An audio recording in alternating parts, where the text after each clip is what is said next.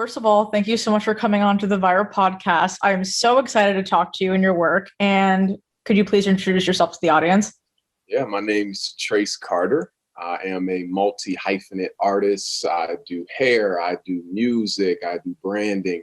I tell stories, and hip hop is a medium that I love to express myself in, and I'm happy to be here.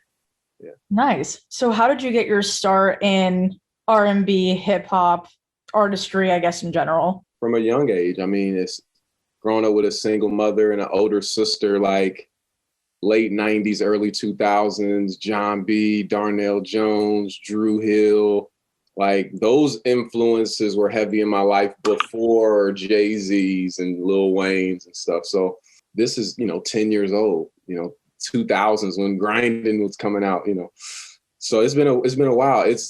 The music has always been my safe space where I could really be honest and process life, process the traumas of what was going on in life, and now I use it to document history, to look forward to my kids who are 3 and 5 and, 6 generations from now. Like, what does it look like to tell my story in such a way that generations down the line, my great grandson's like, yo, that's my lineage. That's what he was going through. Oh, it validates, so that's my music.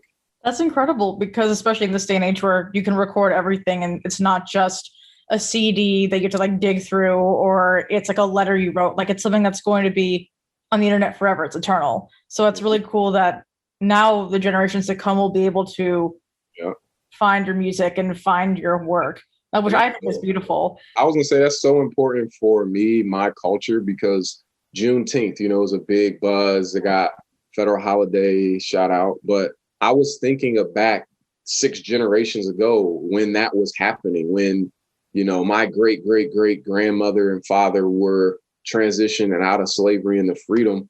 Like during that time, like they couldn't document their story because they couldn't read or write, and even if they could, it was illegal to do so. You know what I mean? And like for someone like me, and like a lot of young Black millennials like me, like when you don't have that, like, where do I come from? You know what I'm saying? I've had some friends who, like, some of my white friends be like, oh yeah, I have my great grandfather's journal, and like, man, he was an entrepreneur, so like I get it. It's just in my love your voice. My white friends be like, oh my god, that's so funny. It's so accurate because that's exactly what I'm envisioning right now. But think about that, like, as you're processing life, so many uncertainties, so many like things you're figuring out, when you can have something to anchor, this is who I am. But for a lot of people to not have that, they're in the world figuring it out for themselves. It's even hard for me to go back generations into my family or generations into even like my friends are like, I have no idea what my great grandfather did. And now like it'll be like 10 years from now, they're like, oh yeah, I know who like my like 7th cousin did. Yep. Super easy. So where are you based out of now? Because I know you grew up in Columbus, Ohio. Born and raised on the Born and raised? Yeah, this is home, man. This is home. I'm watching. This is the best city in the world. Like, I'm just keeping it honest. That's awesome. What made you not want to move to LA, or usually where the music, industry is, or where people flock to try to make it big? Yeah, well, I think I consider competitive advantage. Would you rather be a small fish in a big pond, or would you rather be a big fish in a small pond? And I know for me, Columbus, one, just as an emerging market, cost of living, it makes a lot of sense on paper just to live here. And while, like, you got to think, like, you're financing your artistry, which costs money. So you got to be as lean as possible. So, and living expenses are real. Studio time is real. Like, so I know, like, what makes it easier for me to do work is being based here. And then also, it's just a gateway. Like, Buckeyes are here. Like, right up the street is Cleveland. Right down the road is Cincinnati. We the heart of the nation. We can get anywhere quickly. So, yeah. That's very true. That's very, very true. I also saw that you worked with Ohio producer Sinatra, who hosted a talent show where you took the stage. And he was a producer for Kendrick Lamar, Drake, and other A-list artists. And you were recruited as his prodigy. What was that like? It takes me back to like my high school days. Coming out of high school, we dropping mixtapes, and there was a talent show. I was in a trio, and it's an OG back there. He was dating my homegirl who went to school with me. So like through her, he's like, "Yo, who's your man's?" Like, he was dope. He invited me to a studio. He was playing some music. And like that night, it was just, you can't chemistry, you can't coach. You know what I'm saying? It was instant. And like that relationship, we start doing some work together heavy and making some noise in the city. So yeah, Sinatra, man, he really was that affirming voice in my journey as a well-respected artist producer where he was like, yo, you got it, bruh. And I held on to that. So. That's incredible. I listened to your a few of your songs today, and obviously your newest album, My Beautiful Dying Marriage, and which we'll talk about. But like I couldn't I was like trying to figure out, like I was sitting there like tanning and like trying to for like literally an hour trying to figure out who you sounded like. And to me, you sounded like Kendrick Lamar, Drake, and like somehow Lil Wayne, like all like in like a little ball. Like that's how I imagine your voice. Like it was so cool. I could not get over it. And I was playing it for my mom. It's like, Mom, and she's like, you listen to gospel music? I was like, and rap at the same time. And I was like, and she heard it and she's like, this guy's good. Like I was blasting and people walking by and they're like, who is this? I was like, oh, I'm interviewing him today. It was a really, really cool, super surreal moment. So it was really, really fun. Those are some legends. Yeah. I was going to ask, how did you find the middle ground for gospel music and rap? Because those are totally different ends of the spectrum. Yeah. I mean, I think I'm just who I am. That's one thing about my faith and the way that I express it is I'm a one of one. Billions and billions of people that have lived and died, there's only one me. So as much as there's all these other people that have fit in a genre, I'm a unique representation. And what I bring to the table has never been done before. It'll never be done again, because this is what I offer. So for me, because I am deeply rooted in my faith, it is everything about who I am flows from that, mixed in with the way that I was cultured, the way I was nurtured, like hip hop that's who I am. So when you talk about when I open my mouth, both of them naturally spew out. Mm-hmm. So I don't really try to be either or. I just try to, as a communicator, this transcends music. I just try to know who am I going to be talking to in a given moment. Because I know, like, if I'm in a church scene, there's a language, there's a vernacular, there's, but if I'm on the streets with bro, like, there's a whole nother way to maneuver. And that's what I think makes me effective, like, to be able to be a bridge between the White House to the crack house. Like, T can make them connections. So to say like that comes out naturally, I think that's really interesting because I feel like for me, my interests are so divided, but I like one's like makeup and then one is like soccer and one is whatever. And for me, like I feel like combining them doesn't make sense for me, but in a weird way, like because these both have the common item of music, mm-hmm. it naturally it would come together aside the fact that it is your interest. Does that make sense? Yeah. Okay. Yeah. I mean, for me, like, let me not get ahead of myself. This is the stuff I'm like campaigning around everyone I meet. Like we are designed with a problem in mind. We're tools. Think about the way of a tool was designed with a very distinct problem in mind. So everything that makes you unique, liking soccer and music, all these things, like it's a unique composite. So there is a problem that only you can fix with all these various interests, just because of who you are. So it doesn't shock me. I just think just walk in it. Like I said, there's never been another Alexa. There never will be.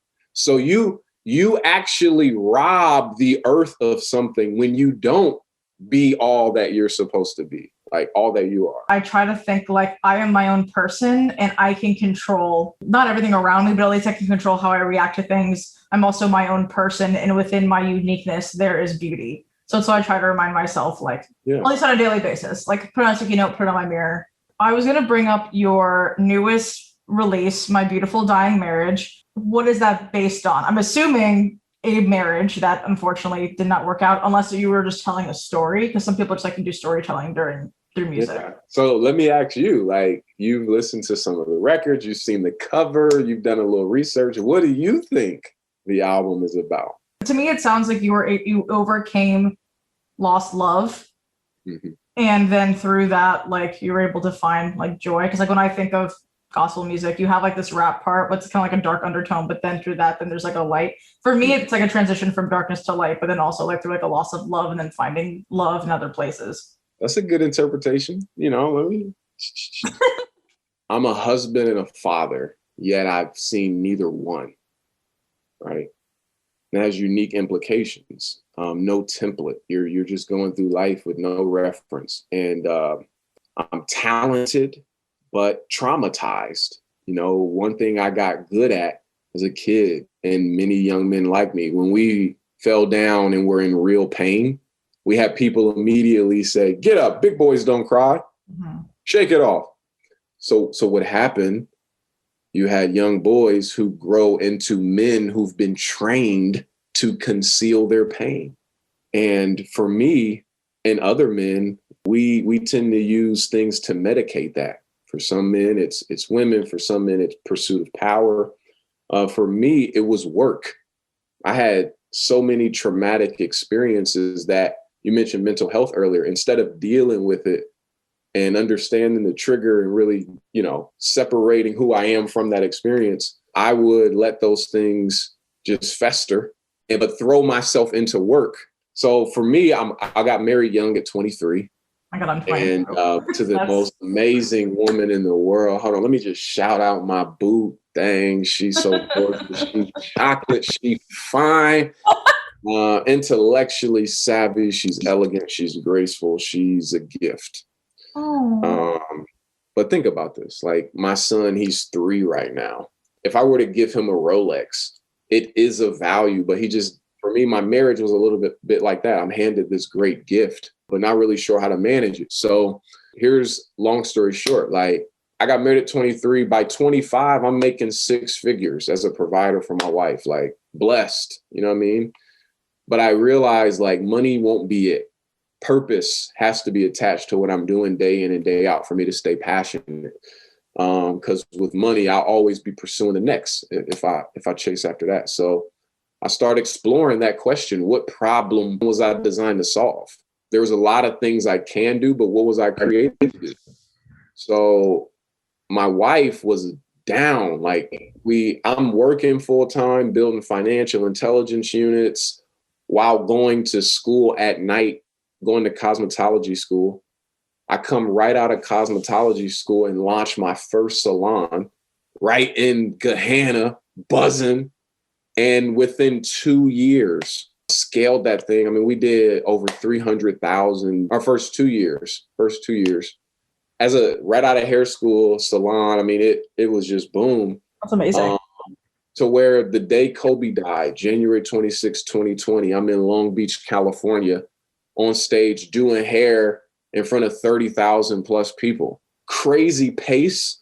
I mean, I'm putting in 12, 14-hour days, but the reality is my wife, what she signed up for and how like the pace that I set her on began to put tension on our relationship. It was almost as if I was dragging her through life, having her feeling like a single parent at the crib because I'm putting in so much time at work, So all that to say, the album was when COVID shut the whole world down, I had time to really just be introspective, to explore some of the traumas that since I could no longer medicate it with work, let's just work on the thing. And when I was in my lowest season with my wife, like on the verge, holding on by the thread, like just in my prayer closet, like I felt God was like, yo, the solution to your dying marriage is a dying marriage. And I was like, yeah, because I'm sitting here like, wait. The solution to a dying marriage is a dying marriage. And what I mean by that is found in the scriptures. Husbands were admonished, like, yo, love your shorty like Christ loved the church, comma, and gave himself up for her. Mm-hmm. I remember reading that like, bro, hold this up. dude, Jesus, died for his bride when she didn't deserve it. So what I believe God was saying to me, and I've watched it bear true, I'm in the best season of my marriage ever. It came down to this. It's 2 people willing to die to themselves.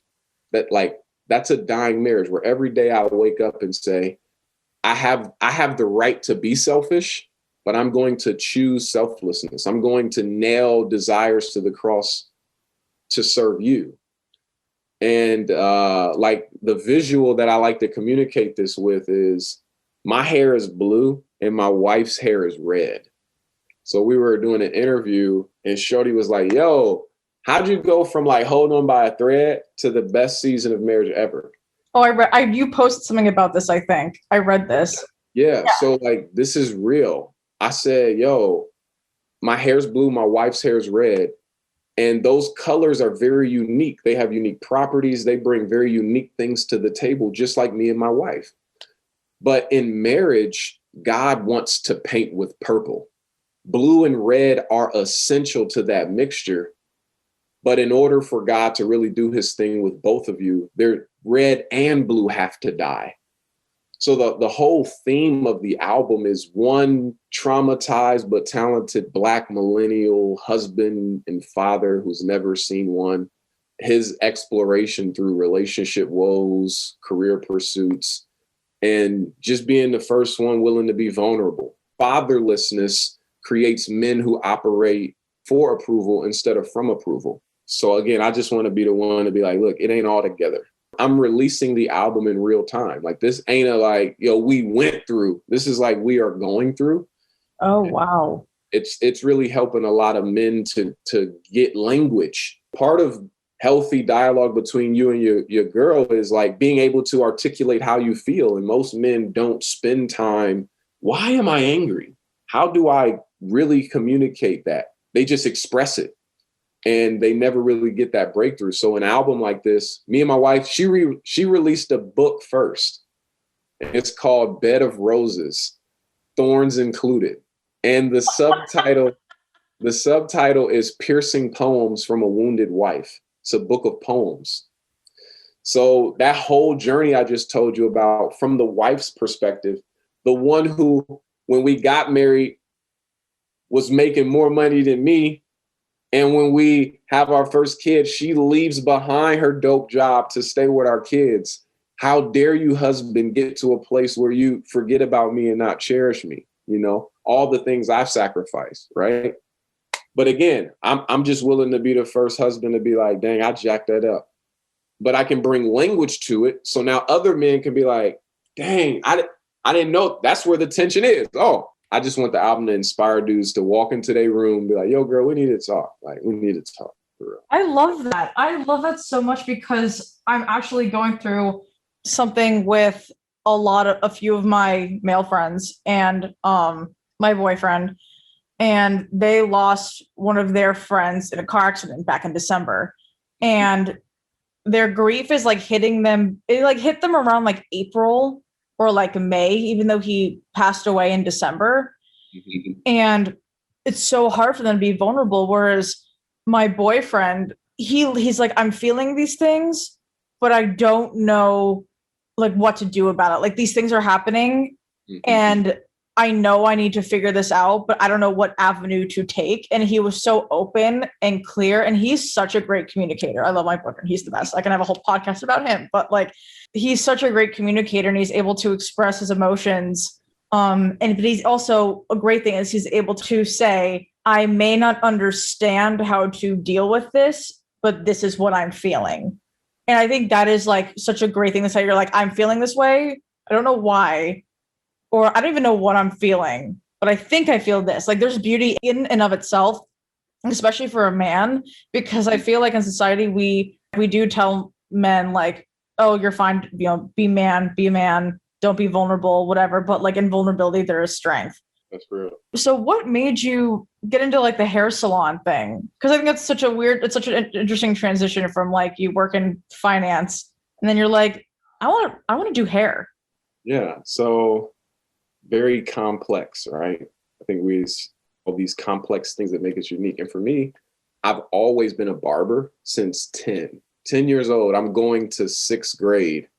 And I had this epiphany that the girls are going to be watching now, Mom. So I need a haircut every day, actually. Not every week, not every 3 weeks like I'm getting, every day. and single mom, 3 kids. Of course, you're not getting a haircut every day, but I will buy you a pair of clippers and you can cut your own hair. And I learned the art of barbering by jacking my own hair up. But by 12, I mean, I'm cutting homies up on her porch. You know, I cut through middle school, high school, but never really saw it as a career path. It was just something that kept ramen and weed. When I, left college and just hit the corporate track, Bernie Madoff and his shenanigans hit the fan. And I was one of 15 people brought in at JP Morgan Chase to build a finance intelligence unit to make sure he didn't happen again. So that kind of got me into this fraud investigation, anti-money laundering, like really hunting down human trafficking rings and terrorist financiers. And, it was dope work. It was crazy, and building these teams from the ground up. What I didn't know at the time is it was giving me this corporate hustle, teaching me how to move in those rooms and how to really flow at that level. But also building these teams from the ground up, it was teaching me skills that would be paramount when I shifted into full-blown entrepreneurship. You know what I mean? So to be able to be a creative, I know sometimes most might lack that professional polish, Mm-hmm. So ultimately, like I mentioned earlier, I was ascending. I was good at what I was doing, but I wasn't passionate about it. At the end of the day, I could care less who's laundering money. So I had to take a step back. And when you get that type of clarity on, oh, that's the problem I'm focused on. I ultimately knew everything that I am fit in that barbering hair salon environment where I know how to architect a brand. I know how to really make someone distinguished and how to translate that digitally. And I know how to do all that, but I also want to know how to do women's hair. I want to be versatile. So instead of going to get barbering degree, I went to learn how to do women's hair. Remember I said earlier, I don't let people define me by how they met me. Mm-hmm. There were some people oh, you work in a bank. What are you doing being creative? It's I'm doing my thing, baby. But don't get me started there. I love that. You work in a bank. What? That's so. I'm working it. I'm in there ascending the corporate ladder, wearing purple hair and teal suits. That.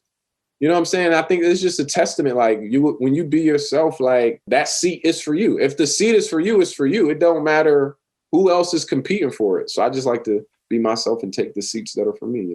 Amen. I am so happy you said that because I think it's so important to tell people in corporate or just people who are doing a business that they can be themselves, because so many people, I've seen them be this beautiful, rainbow of a person. I don't know how else to express this incredibly creative, wonderful human being. And the minute that they get a job out of college, they have to just strip that away. It is so heartbreaking to hear that. And I'm you guys are on Zoom. Come on. That sucks. Not even in person. You have to have, wash away your hair and everything. It's so sad to see that. But I think it's really important for people to still recognize that there can be a balance. You can be creative and also be very professional at the same time. And there shouldn't be an issue. Absolutely. I saw that you were also a sponsored platform educator for Fabulous Pro. So you're a guest speaker. Do you go to schools and you're the people that, we go to an auditorium and we all sit down and we listen to you? I told you about the experience in Long Beach, right? Mm-hmm. Yeah. So Fabulous they're one of the largest tool companies in the world. They do blow dryers, flat irons, barber clippers, etc. And they have a really strong influencer team. So, guys like P. Diddy's barber, NFL barbers, celebrity stylists, Ricky Martin's stylists. I mean, top tier talent. I was blessed to be able to gain sponsorship from this team and traveling to different expos, different salons, practicing demonstrations, using their particular products. But for me, I'm a rapping barber. So there's in content, I released a music video last year where really it was a music video of me providing a mobile barbering service. So I've been able to merge that hair, what I do, into the content stuff that we're producing. So it's been a win-win. That's so sick. Good for you. That's incredible. You're just like a jack of all trades. There's like there's something you can't do. It's a double-edged sword, you know. I Mhm. heard Steve Jobs say one of his secrets to success was his uncanny ability to know which good ideas to say no to. Like knowing what to say no to. There's a million good ideas, but his success hinged on his ability to say no to thousands of good ideas and focus on the one thing he knew he was here to do. I can do everything, but I don't focus on anything. I just pick up and go, you know, so it's something I'm working on. That's awesome. So you're a barber, you're a rapper, you're a father. What is one thing that you want to instill in your kids? Like if there's like one core value or like a phrase or something, like what would that be to your kids? Yeah, I think if it was one thing I could leave my kids with, it would be the concept that they are a tool and every tool was designed with a problem in mind. And the key to life is as quickly as possible identifying what type of tool I am. Because the sooner you can do that, the quicker you won't compare yourself to your friends. Because you know, oh, I'm a hammer. Yeah, I see them. They're a ruler. They're getting used for unique stuff. Good for them. That ain't me. If you send a hammer to do a ruler's job, it won't be done well. But you got a lot of people who aren't so secure in themselves that they look around for their cue. So for my kid, I'm like, yo, you are a one of one tool designed for the master's use, and you're a tool on his tool belt. So really lean in. What tool am I? What problem I was designed to solve? And let life lead you that way. That's what I would tell them. I love that. I love that so much. I want to like keep that little clip.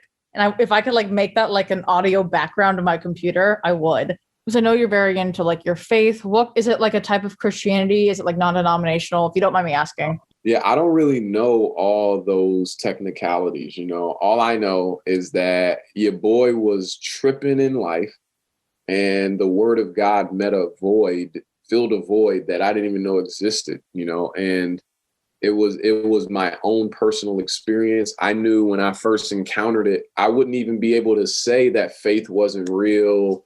This is hocus pocus if I didn't give it everything it was requiring.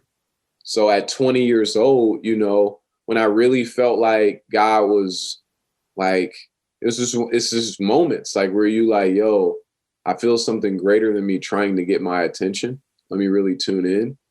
And like this is all within a 24-hour period. No lie. This is less than 6 months before my 21st birthday. And I'm wilding at this point. Like crazy lifestyle. I really say, okay, God, I really want to see if this Bible is true. Like if they say I can find you in this, let's get it.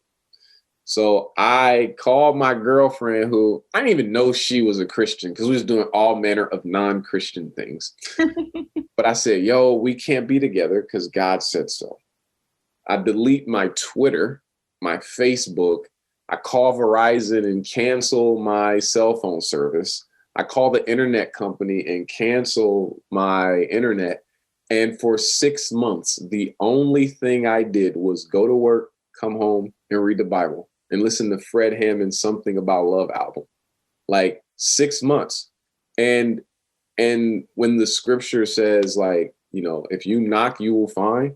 If you seek him, like he will draw near to you if you draw near to him. That was the experience that I had. And that was the spark of my relationship. And so again, for me, it was never about, oh, what religious system am I going to flock with? It was like, no, God reached in and saved this young man. When I was 19 years old, I had just come back from college, but with bad habits.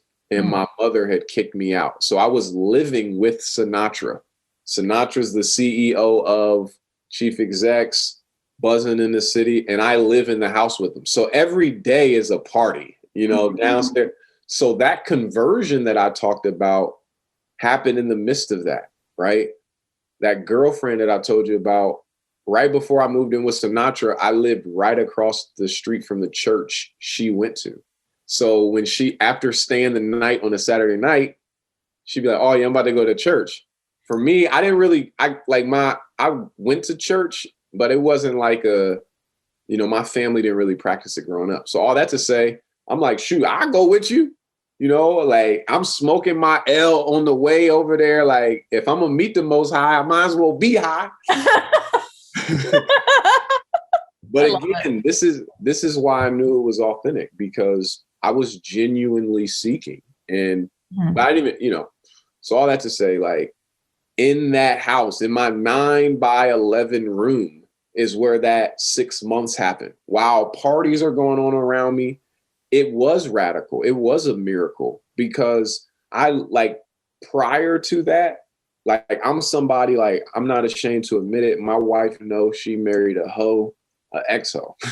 You know what I'm saying? Like, because that was, again, me trying to find my identity in what the world said I should have. And I believed the lie. But one of the first sermons that I heard was, does it take more power to love one woman for 30 years or 30 women in 1 year?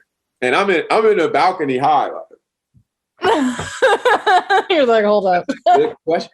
But it takes way more power to love one woman for 30 years. But I had built my whole life on the ladder. So at 20, like I said, I had to face that. And to go from that cold turkey until I was married to my wife, which was a 3-year span from 20, I got married at 23, to go cold turkey from that lifestyle to, my wife was a virgin when we got married. That's the power of God to say, I've been using this body wrong. I'm sorry. Help me to do it your way. And I think that's a miracle. That's amazing. So it says here in your bio, in your Instagram bio, you say you're a self-proclaimed bibliophile, # the Carter Library. Can you explain more about that? A bibliophile is someone who devours books. Even though I didn't graduate from college, for 5-6 years straight, I read 50, 60 books a year.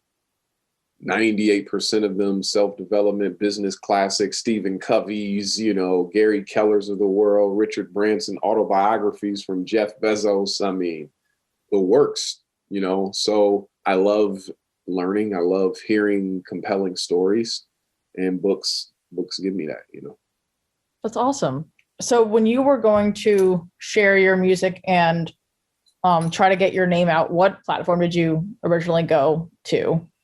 Like in 2012, or like, I guess, yes, from the beginning. Let's just see how it evolved.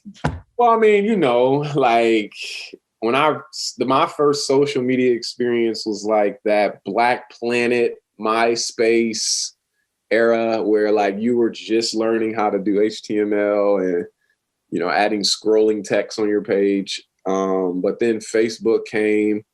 And what's interesting about my generation, during our formative years, that 11, 12, 13-year-old range, like building our reality with our digital presence happening synonymous. The millennial generation, we are the first people to, like my parents and uncles, they were adults when they got social media. So their association to it is a lot different. But when you're 11 and 12 and you're introduced to this concept, when I put a picture online, the success of it is gauged in how many people respond to it. And that begins to train you in such a way.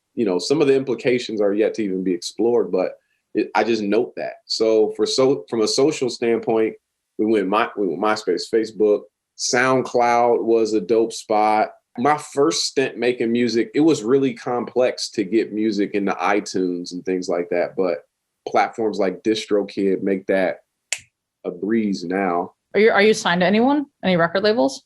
No. Although I'm open to conversations. In 2015, I released an EP. The Buckeyes had won the national championship. We dropped a OH record. It went dumb. And Rapzilla, Rapzilla, one of the larger Christian hip hop platforms, I was on their freshman album in 2015. So there was a level of like, okay, this guy's next. But again, remember I said I was newly married? Mm-hmm. This is what I encourage all young artists with this story, because at 25, I'm newly married. And I realized my 2 side hustles, music and doing hair, I can't do both. I'm also working full time. And if I want to have a healthy, successful marriage, remember I was talking about beautiful dying marriage? I got to sacrifice something. So I had to be objective and look at music and hair. And I took love out of the equation. Like, because I'm passionate about both. You know how people say, do what you're passionate about? That's cool and all when you're a bachelor. But when you are navigating life with someone else, it's like, you got to be real strategical. So for me, I knew I wouldn't have a healthy marriage if I pursued both. So I looked at both of those industries, which one fits more in line with the vision for my family.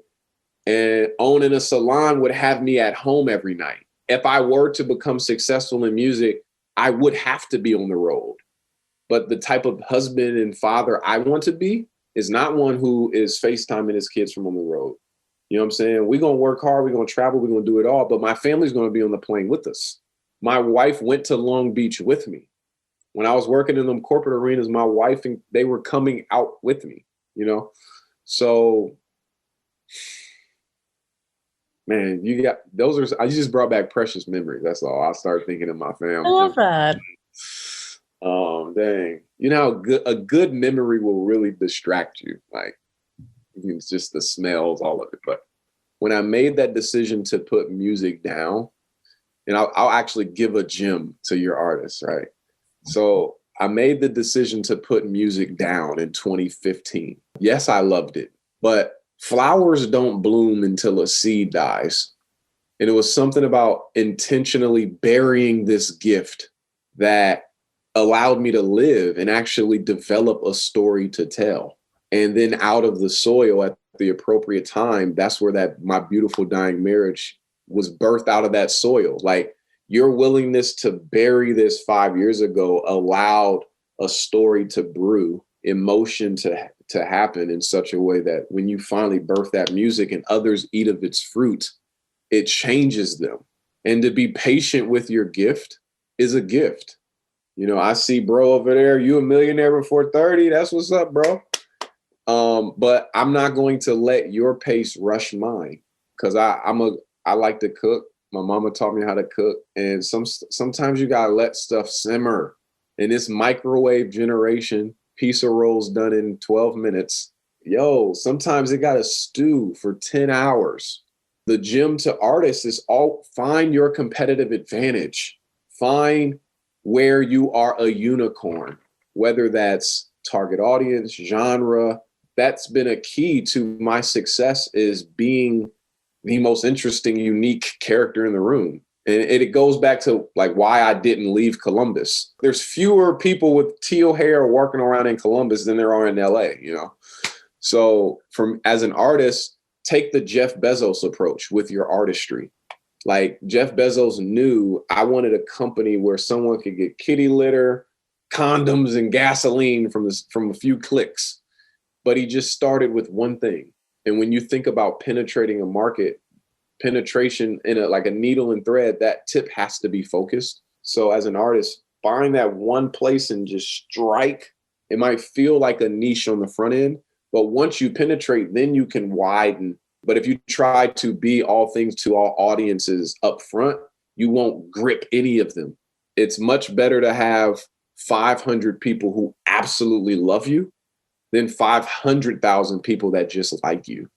So just be patient with that, and don't worry about the metrics per se. Just be a good steward over the 500, and it will naturally turn into 500,000. That is the best advice you could give an independent artist. I think that is such a great way to put it. The people I love are like the people with like a small audience, but the ones that are so loyal because it's so genuine. And out of that, like, there blossoms more creativity and more passion, and it makes the artist want to do more. I like to talk. This is like the best thing. I'm having such a fun time. You're also like healing me with your words. Like, I don't know if you understand, like, I love talking to you and hearing you. My Italian hands are coming out. That's how much I love you. Like, you know, when like a therapist just says something and your brain just goes, oh my God, it's like a light bulb moment. Like, that's been like the entire interview for me. Just listening to you, I'm just like, I feel so much like a calm over me, especially it's like I'm graduating next year for college, but I'm already thinking like, oh my God, like, I'm so old. I'm 22. Oh my God. Like, what am I doing with my life? I don't know. And you just gave me so much calm and peace, because there's so many things I want to do. And I have so many passions, but I also have a boyfriend, but I also want to be a YouTuber, but I also want to do podcasts, but I also want to be in business. And it's like sitting here just like, You just give me so much peace. I'm like, oh. All right. Well, on that note, where can we find you, and where on like what platforms, and where can we stream your music? Yeah, so I'm most active on Instagram, inspired by TC. Tracecarter.com is where you can see the full spread. Right now, I'm in a season where I do a lot of digital media directing and content creation for other brands. So, when my album came out, it's doing its thing, but I've personally pivoted. So, but inspired by TC everywhere. My Beautiful Dying Marriage is everywhere you consume music.